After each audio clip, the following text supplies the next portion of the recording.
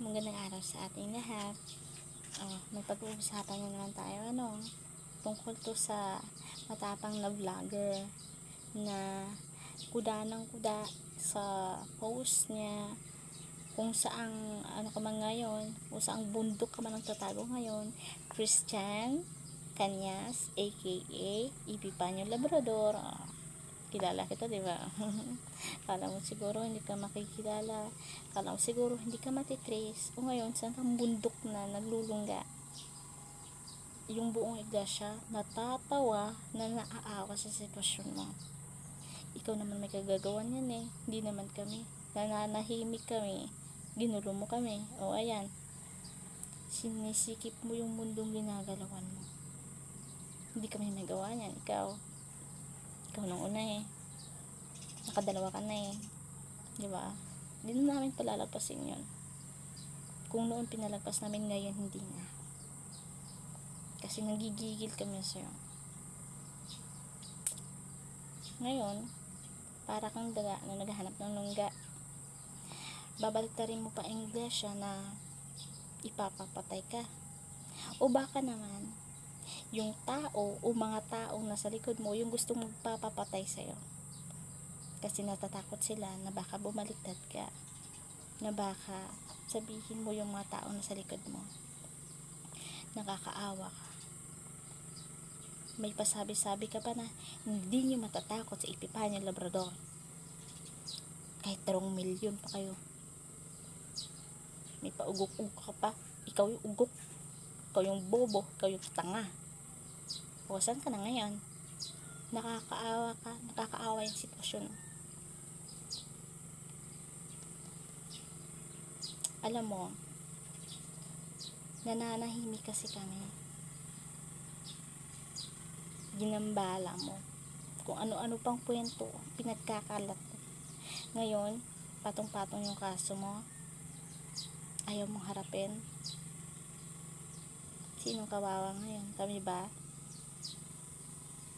Pinasisikip mo yung mundo mo, patong-patong yung kaso mo, hindi ka humarap,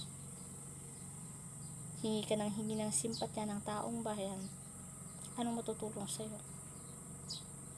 Nakakatawa ka. O ngayon, ka na, isang bundok ka na naglulungga ngayon. Hindi mo alam na yung mga taong nasa paligid mo, yun din yung nagtitip kung saan kayo. Pati yung pamilya mo din na may magpasa kagaguhan mo. O ngayon, tago ka ng tago.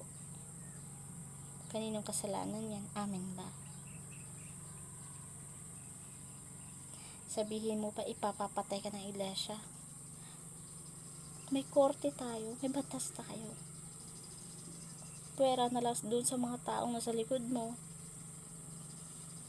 na ayaw mo, na baka sabihin mo na sila kasi nasa likod ko, sila nagsabi na ganito kasi yung binayad sa akin, ganito ganyan. Babalik na rin pa yung iglesia, gagawan-gawan pa ng kung ano-anong kwento, diba? Nananahimik kami. Ni kalingkingan mo di namin ginalaw, di dulo ng buhok mo di namin ginalaw. Pero ikaw, yung mga pinagsasabi mo, yung mga pagmumura mo, nakatatak sa puso at isip namin yun. Grabe kami nasaktan doon. Pero may tamang proseso para sa'yo. Pero yung proseso na yun, kinakasan mo. Sino ngayon yung kawawa? Nakakaawa na nakanggigigil ka. Natatawa kami sa'yo na naaawa. Alam mo yun. Post ka ng post. Sige lang, matitrace ka din naman kung saan yan. Ngayon, nakakaawa ka naman, dinamay mo pa pamilya mo. Hindi ka nag-isip sino ngayon yung bobo? Sino ngayon yung tanga? Pati pamilya mo, dinamay mo. Kawawa ka naman. Ngayon, nakakatulog ka pa kaya? May Diyos naman tayo. Diyos nang bahala sa'yo. Kasi, alam naman ng Diyos yung totoo. Good luck na lang sa'yo.